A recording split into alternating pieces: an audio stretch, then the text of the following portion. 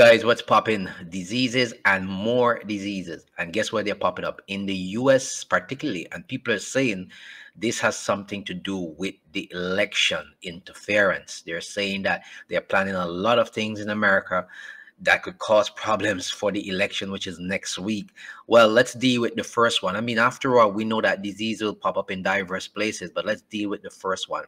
I think this one is in the UK. It says the first case of most spreadable mpox detected in the UK. Remember, we heard about the mpox and in Africa. It appears it's not going anywhere, but now we're hearing that this is the first case of a most spreadable mpox detected in the US. So let's go through this and see what's happening. A single case of mpox formerly known linked to the recent outbreak in parts of Africa has been detected in the UK. It is part of the Clade 1 outbreak, which appears to spread more easily between people. Remember the one in Africa, they were saying it was from animals to people, and it appears that that one wasn't going anywhere. So now we have one that's spreading more easily between people. Mpox was declared a global health emergency by the World Health Organization in the summer. The UK patient had recently been on holiday in at least one of the affected countries in Africa and began to feel sick 24 hours after flying home. The patient developed flu-like symptoms on the 22nd October and a rash 2 days later. An mpox rash of pus-filled lesions can last for up to a month. Other symptoms include fever, headaches, and low energy. Infected UK patients is being treated at the Royal Free Hospital's Specialist High Consequence Infectious Disease Unit in London. Laboratory testing confirmed the infection was a clade 1b. This form of virus has been causing mounting concern. It appears to be able to spread more easily from person to person through physical contact, including sex, and than other types of mpox. So this one is the one that spreads more easily from person to person. And it can spread through close physical contact, including sex, than other types of mpox. Nowhere. So the demons of this universe are telling you that here's another one in the UK, and it's spreading fast.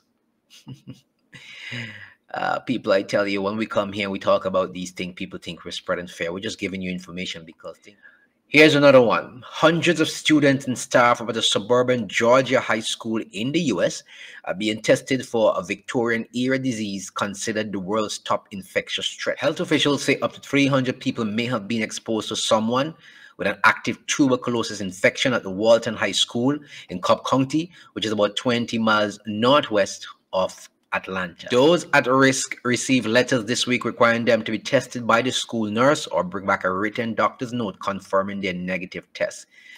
TB is a bacterial lung infection that struck over 8 million people worldwide last year through droplets from coughing or sneezing.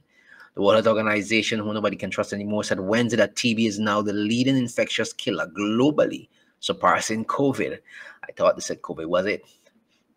Though the fatality rate of TB globally is about 1 in 6 deaths from the infection, which shares mainly initial symptoms of a standard cold or cough, or rare in the US, it can typically be treated with antibiotics. However, experts have warned the condition is on the rise in America due to growing poverty rates and lack of testing. Do you hear that?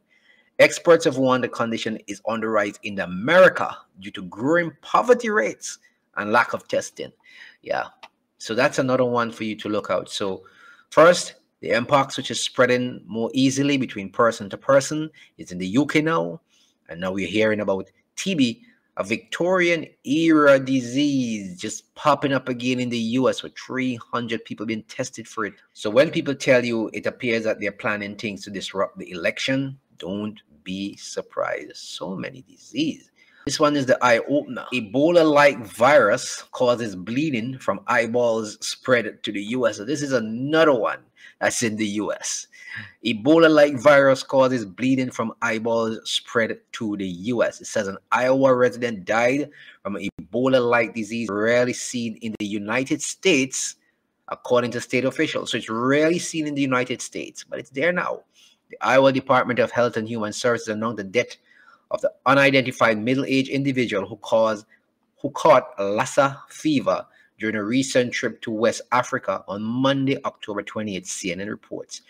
Preliminary tests were presumptively positive for Lassa fever. However, United States Centers for Disease Control and Prevention is still working to confirm the person's diagnosis. An estimated range of 100,000 to 300 people are infected with Lassa fever in West Africa annually, where it's considered to be endemic, according to the Center for Infectious Research and Policy at the University of Minnesota. Though only 8 known cases, all of which were travel-related, were reported in the U.S. Because it appears that America, they say, is preparing for a mass casualty event.